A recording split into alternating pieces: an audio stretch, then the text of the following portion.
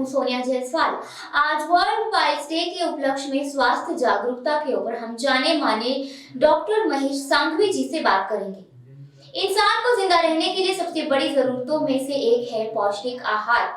समय पर आहार का भोग करना तो सभी जानते हैं, लेकिन उसके बाद की प्रक्रिया का आखिर क्या उसके बाद आखिर क्या होता है? उसके बाद उसका पाचन तंत्र, हाजमा क्या उसे ठीक से ये सब हजम करने देता है? बहुत से लोग भोजन मिल जाना ही काफी समझते हैं, बट उसकी बाद की प्रक्रिया से जूझते रहते हैं, चाहे वह कब्ज हो या अगर हम बात करें तो पाइल्स, जिसे बवासीर कहा जाता है। अगर बात करें आंकड़ों की तो हर आयु वर्ग के व्यक्ति में अपने जीवन काल में कभी न कभी पाचन समस्या हो जाती है, जो इलाज ना करने पर आगे जाकर बवासीर जैसी बीमारी का घातक रूप ले लेती है। और ये जिस सरलता से जीवन में शामिल हो जाती है, उसी तरह से ये भी लगता है कि जितनी सरल ये बीमारी है उतने ही ठीक करने के विकल्प भी हैं। उतना सरल होगा तो विशेषज्ञ की जरूरत ही क्या है?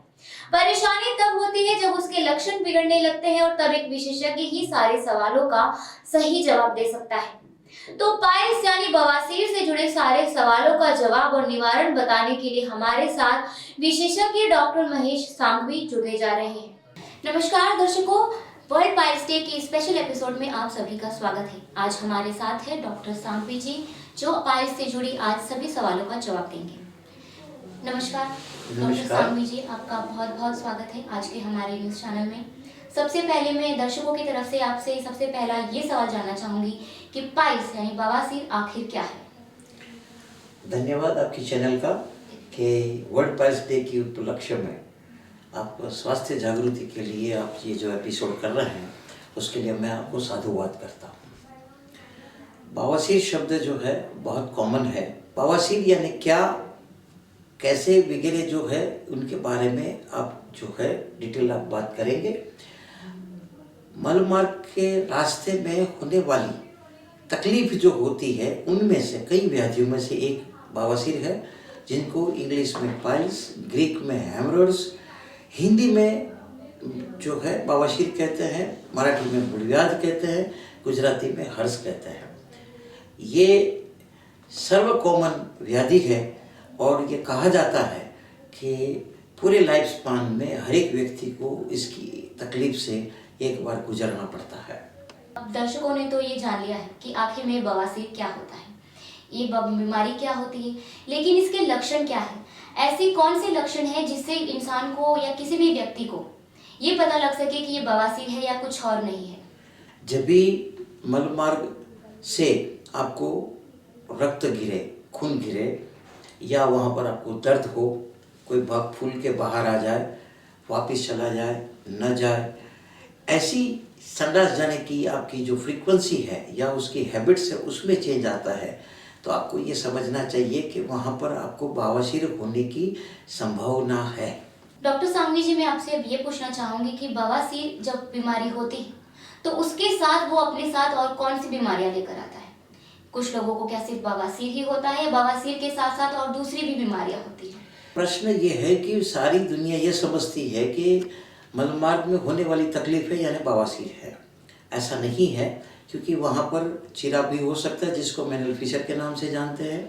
वहाँ पर फोड़ा भी हो सकता है, फिस्टुला भी हो सकता है। वहाँ पर आपको जो है आते बाहर आने की भी बीमारियाँ हो सकती है, कभी कैंसर भी हो सकता है, कभी अंदर घाव भी हो सकता है। सिर्फ आपको वहाँ पर तकलीफ है इसलिए बवासीर है, ये मान लेना मुझे ऐसा लगता है कि ये गैर समझूती है। लोगों को इसके बारे में जानकारी लेकर इनका सही निदान कराकर सही इलाज कराना चाहिए। बवासीर जो है वो अपने आप में ही मतलब एक बहुत बड़ी बीमारी है, क्योंकि फादर ऑफ सर्जन सुश्रुत महाशय ने इसको अष्टमहागध में लिखा है, यानी कि 2 प्रकार के बीमारियां जो होती है वो ठीक से जल्दी से ठीक नहीं होती है। तो सुश्रुत काल से लेकर आज तक यहाँ की बीमारियां जो है अभी भी इतना संशोधन होने के बावजूद भी रोगी के लिए और चिकित्सक के लिए सरदर्द में रहा है। कुछ लोग ये भी दावा करते हैं कि इसके लिए ऑपरेशन करना ही पड़ता है। कुछ ऐसे लोग हैं इंडिया, भारत में, दूसरे देशों में भी, जो ऑपरेशन के नाम से काफी घबरा जाते हैं। तो तो क्या ये बात सच है कि बवासीर सिर्फ ऑपरेशन से ही ठीक होता है या फिर कोई ऐसा भी तरीका है या उपचार है जो दवाइयों से भी ठीक हो सकता है? पहले तो ये है कि बवासीर जो है हर एक बवासीर के लिए मेडिसिन से ठीक हो जाए या उपचार से ठीक से जाए वो असत्य है। हर बवासीर के लिए ऑपरेशन होना जरूरी है वो भी असत्य है।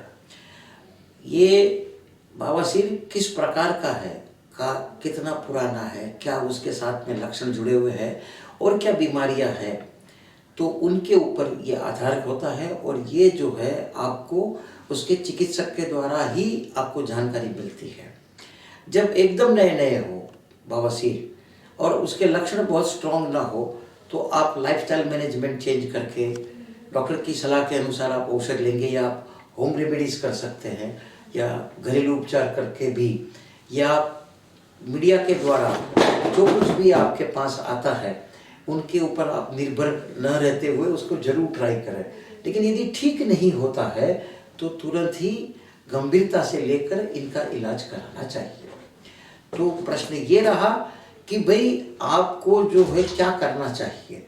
तो नियम ये है उसका कि आप अपने ढंग से जब फेल हो जाए, मेडिसिन से आपको लाभ नहीं होती है, तो आप संकोच के बिना, श्रम के बिना आपको जो है निष्णातों के पास जाकर इलाज कराना चाहिए जो उसके स्पेशलिस्ट है। कोई अनक्वालिफाइड चांसी लोगों से, भोंदू लोगों से इसका इलाज नहीं कराना चाहिए। धन्यवाद। डॉक्टर सांघवी जी, एक चीज़ सामने आ जाती है हर वक्त टेस्ट कराते वक्त, ग्रेड 1 एंड ग्रेड 2। ग्रेड 1 और ग्रेड 2 आखिर होता क्या है? कि बवासीर जो है उसके होने के कारण और उसके बारे में उसकी क्लासिफिकेशन, भेद जो है वो आपको जानना जरूरी है। इसके बाद हम ग्रेड पे आएंगे। तो बात ये होती है कि जब आप बवासीर दो प्रकार के, एक कंजेनाइटल यानी कि जन्मजात, मुझे वंशवारसागत मिली हुई बीमारी, और एक मेरी खुद की लाइफस्टाइल, मेरे खान पान की गैर समझौती की वजह से मुझे उत्पन्न हुई व्याधि। फिर दूसरा उसके लक्षण के ऊपर उसके दो प्रकार है। एक प्रकार है सूखे बवासीर जिसमें दर्द होता है, या तो जोर करना पड़ता है और या मस से बाहर आ जाते हैं, और दूसरे होते खूनी बवासीर जिसमें से ब्लीडिंग होती है। तीसरा जो होता है वो स्थान के हिसाब से है, बाहर के बवासीर है, अंदर के है या अंदर बाहर के है।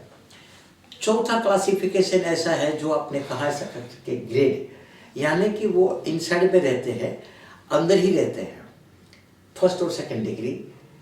सेकंड डिग्री में बाहर मुंह तक आते हैं, फिर अपने आप चले जाते हैं। थर्ड डिग्री में बाहर आते हैं, थोड़ा सपोर्ट करने से वो अंदर चला जाता है, और चौथे प्रकार में ग्रेड में वो अंदर नहीं जाता, बाहर ही जाता है। अब ग्रेड 1 एंड ग्रेड 2 हम ये कह सकते हैं कि ये बिगिनिंग है, but grade 3 and grade 4 is not a beginning. आपने उसको दुर्लक्ष्य किया, आपने उसके लिए उपेक्षा की, इसकी वजह से जो है थर्ड एंड फोर्थ डिग्री होती है। फर्स्ट और सेकंड डिग्री में 50% से 60% चांसेस अगर आपके रहन सहन से हुई व्याधि है, और यदि नहीं है तो इनके लिए बहुत सरल उपचार है। थर्ड एंड फोर्थ डिग्री में आपको लाइफस्टाइल मैनेजमेंट, दवाइयाँ वगैरह तो करनी है, लेकिन उसमें फिर बड़ी प्रोसीजर करनी पड़ती है। तो ये पेशेंट के ऊपर, उनकी अवस्था के ऊपर ये निर्भर करता है। डॉक्टर, मैं अब आपसे ये जानना चाहूँगी, कई बार ऐसा होता है खाने के लिए कि ये जो बीमारी है ये शुरुआत होती है अपने खाने के तरीकों से। कई बार लोगों को दस्त होता है, कई बार लोगों को एसिडिटी भी होती है खाने की वजह से, और खाने की वजह से बीमारी भी होती है बवासीर। तो ऐसे कौन से कारण हैं जिस वजह से ये बवासीर में तब्दील हो जाती है? मुझे लगता है कि ये आज का सबसे बेस्ट क्वेश्चन है। मैं ये कहूँगा कि इसको ये कह सकते हैं कि बवासीर होने का कारण क्या है। अगर मुझे समझना है आपके प्रश्न को, तो मैं ये समझता हूँ कि बवासीर होने के कारण क्या है। वो पाचन संस्थान से उत्पन्न होते हैं, क्योंकि उसका मूल कारण है कॉन्स्टिपेशन, डायरिया या संडास में जोर करना। तो संस्कृत में बहुत अच्छी युक्ति है कि सर्वे रोगापि मंदाग्नि जायते, यानी कि आपकी डाइजेस्टिव सिस्टम में जब कोई रुकावट आती है तो ही ये होता है, और ये सीधा माउथ से लेकर एंड तक 32 फुट के इंटेस्टाइन के साथ में ये जुड़ी हुई व्याधि है। तो इसका जो है वो सीधा मतलब जो है इसके ऊपर है, असर है। तो यदि आप सिर्फ बवासीर का ऑपरेशन करा लेंगे, लेकिन आप रोग की उत्पत्ति का कारण जो है उसके बारे में अगर नहीं कुछ ध्यान देंगे तो फिर से हो जाता है, या तो उसमें कॉम्प्लिकेशंस होती है। जिन लोगों को बवासीर हो जाती है, बवासीर डिटेक्ट होने के बाद जब उन्हें पता चलता है कि हमें बवासीर है, तो उसके बाद की प्रक्रिया, सबसे प्राथमिक प्रक्रिया क्या होती है और उसका ट्रीटमेंट कैसे होता है, उसका उपचार किस तरह से शुरू किया जाता है? कि भाई जब भी आपको तकलीफ होती है तो पहले ये आप तय करो कि क्या खाने पीने से आपको मल प्रवृत्ति में रुकावट आती है। मल कड़क हो जाता है या लूज होता है, सेमिसोलिड होता है, अटकता है और जोर होता है कि नहीं, तो उन कारणों को, वो खान पीन को आप छोड़ दें। दूसरा ये है कि उसका जो ऑब्स्ट्रक्शन आपको हुआ है, तो पेट साफ करने के लिए आप ज़्यादा वेजिटेबल फाइबर डाइट खाइए, पूरा पानी पीजिए, आप एक्सरसाइज कीजिए, ये सब आप करें। लेकिन इसके बावजूद भी यदि ये ठीक नहीं होते हैं तो निग्लिजेंसी न करते हुए आपको जो है निष्णात के पास जाकर आप उसका निदान कराकर इसका सही इलाज कराना चाहिए। हम ऐसी कौन सी लापरवाही करते हैं जिसके वजह से हम इस बीमारी का शिकार हो सकते हैं? ऐसा है कि हम, एक तो हमारी लाइफस्टाइल रेगुलर नहीं है। 21वीं सदी की सबसे बड़ी समस्या ये है कि एक पहले मशहूर कहावत थी, जो जल्दी उठे, ये करे वो करे तो वो सुखी रहता है, और अभी उल्टा हो गया है कि भाई लेट से सो, लेट से उठो, टाइम पे खाना ना खाओ। आपके ऊपर काम का दबाव इतना बढ़ गया है कि आप अपनी संतुष्टि की ज़रूरत के हिसाब से आप लाइफस्टाइल नहीं कर पाते हैं। और ख़ास करके कॉस्मोपॉलिटन में ये सबसे बड़ी समस्या है कि भूख लगे तभी खाना, टाइम नहीं होता है, और जब टाइम मिलता है तब भूख खत्म हो जाती है। आपको फ्रेश खाना नहीं मिलता है, फिर जंक फूड खाते हैं, या तो बना बनाया टिफिन इतना ठंडा हो जाता है कि रुचि से हम नहीं खा पाते हैं। तो मेन बात यह है कि जब भूख लगे तब खा लो। पूरे खाने का 20 to 30% वेजिटेबल फाइबर डाइट होना चाहिए। दूसरी गलती हम ये करते हैं कि खाना खाने के बाद बहुत सारा पानी पी लेते हैं, तो वो भी एक गलत बात है। 100 ml से ज़्यादा पानी नहीं पीना चाहिए, क्योंकि जैसे आप आटा बनाते हैं, अब उसमें ज़्यादा पानी गिर जाएगा तो क्या उसकी रोटी बनेगी? कम पड़ेगा तो भी नहीं पड़ेगी। तो उसके लिए आपको अपनी प्रकृति के हिसाब से वो करना चाहिए, और समय समय पे आपको खाना जब समय मिले या न मिले एक गौण चीज़ है, लेकिन उस समय जब भूख लगती है तो कुछ ऐसी छोटी सी चीज़ खा लीजिए कि जिसमें वेजिटेबल फाइबर डाइट हो। तो हम ये पसंद करते हैं कि वहाँ पर आप जो है खीरा खा लीजिए, गाजर खा लीजिए, मूली खा लीजिए, आप भुने हुए चने खा लीजिए, खजूर अंजीर खा लीजिए। तो एक तो न्यूट्रिशन हो गया, वेजिटेबल फाइबर डाइट हो गई, आपका gas, acidity, complications of stool नहीं होंगे। लेकिन जैसे गाड़ी आपकी चलाते हैं, कितनी भी अच्छी गाड़ी हो, तो 2-2.5 घंटे के बाद में आप कहीं रुकते हैं। क्यों? कि भाई गाड़ी को रेस्ट मिल जाए। तो हमने कभी हमारे बारे में ऐसा रेस्ट लेते हैं क्या? नहीं लेते हैं। तो वो रेस्ट अगर आप सिस्टम शुरू कर देंगे तो आपको फिजियोलॉजिकली होने वाली बीमारियां 50 से 60% नहीं होती है। This is the clear message for to live in 21st of century. आज के दिन में ये सब लोगों को आपको इसका उपयोग करना चाहिए। हम 21वीं सदी को डिनाई नहीं कर सकते, लेकिन इतना भी तो टाइम नहीं मिले कि आप 5 मिनट के लिए आप अपने लिए निकाल सकें, और वो उस समय ही आप पेट्रोल भर दें, तो क्या होगा? आपकी गाड़ी आप रिजर्व में भी खींच लेंगे तो मेंटेनेंस बढ़ जाएगा। तो बीमारियां जो है वो मेंटेनेंस आप नहीं करने की वजह से ये आपकी जो है आपका तकलीफ है, और ये हम जो करते हैं वो हमारी लोन है। Medicine and surgery is nothing but a loan to your body. आपने ठीक से यूज नहीं किया है, इसके लिए आप पेनल्टी भर रहे हैं। डॉक्टर सांघवी, अगर बवासीर का इलाज ना किया जाए तो कौन कौन सी परेशानियों का सामना करना पड़ सकता है? मुझे ये लगता है कि ये सभी समाज को समझना चाहिए, हर चीज़ मेडिसिन से ठीक नहीं होती। आप यदि इस बीमारी का उपलक्ष्य करेंगे या उसके बारे में आप सही इलाज नहीं कराएंगे तो खून की कमी हो जाती है, जिसको हम एनीमिया कहते हैं, हिंदी में रक्ताल्पता कहते हैं, और उसकी वजह से आपकी हार्ट, ब्रेन, किडनी, लीवर, इनके ऊपर असर होती है, सूजन होती है, थकान लगती है, और वो रोगी का व्याधिक समत्व इम्यूनिटी कम हो जाती है, इसकी वजह से बहुत सारी तकलीफ होती है। पहली बात तो ये है। अगर ये पक गया और फिर भी आपने इलाज नहीं किया तो गैंग्रीन हो जाती है। इसके अलावा कभी कभी ऐसा हो जाता है कि वो बाहर ही आ जाता है बवासीर और अंदर ही खून मर जाता है और थ्रोम्बोसिस हो जाती है, और आपके लिए और सर्जन के लिए ट्रीटमेंट सरदर्द जैसी हो गई है। विज्ञान ने बहुत सारी प्रगति करने के बाद में आपके मगज में एक दहशत है कि ऑपरेशन कराने से संडास का कंट्रोल चला जाएगा, कमर में सुई मारेंगे तो मेरे को ज़िंदगी भर कमर में दर्द रह जाएगा। ये सब जो है भ्रांतियाँ है। पिछले कुछ सालों में विज्ञान ने इतनी प्रगति की कि जहाँ तक मुझे 5 साल से ऐसा अंदाज है कि वेरी रेयर संडास का कंट्रोल गया है। नंबर 1।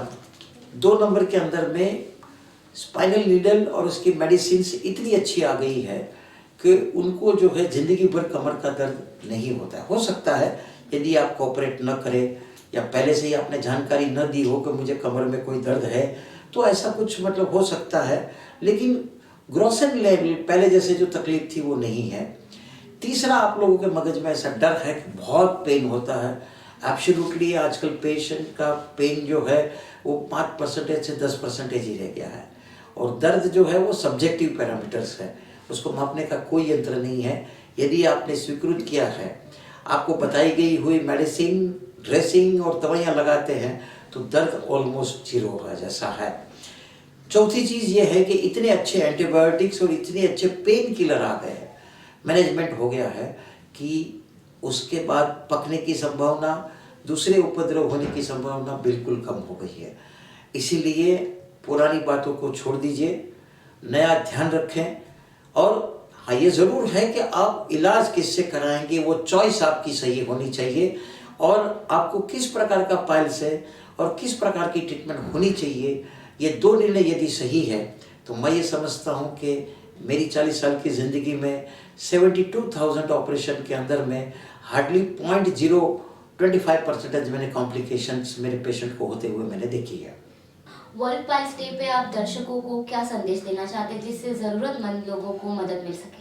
यहाँ पर हमारे वहाँ पर एक आयुर्वेद करके एक संस्था है हमारी, जहाँ पर जो लोग अफोर्ड नहीं कर सकते हैं वो विथ डॉक्यूमेंट्री के साथ में हमारा संपर्क करें तो उनको भी वही इलाज हो सकता है। और मेरी ये 40-42 साल की यात्रा में मैंने 303 कैंप किए हैं, जिसमें मोर देन 32,000 पेशेंट को हमने बिना मूल्य ऑपरेशन किए हैं।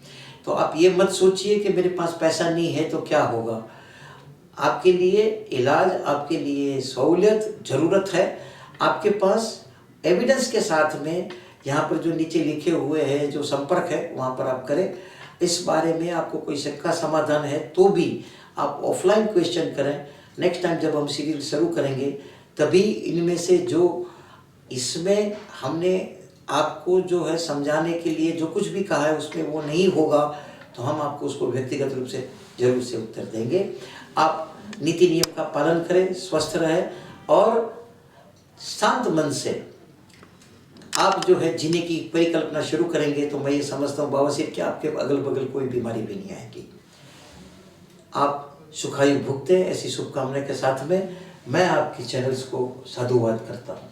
धन्यवाद डॉक्टर सांघवी जी, हमसे जुड़ने के लिए वर्ल्ड पाइल्स डे पे।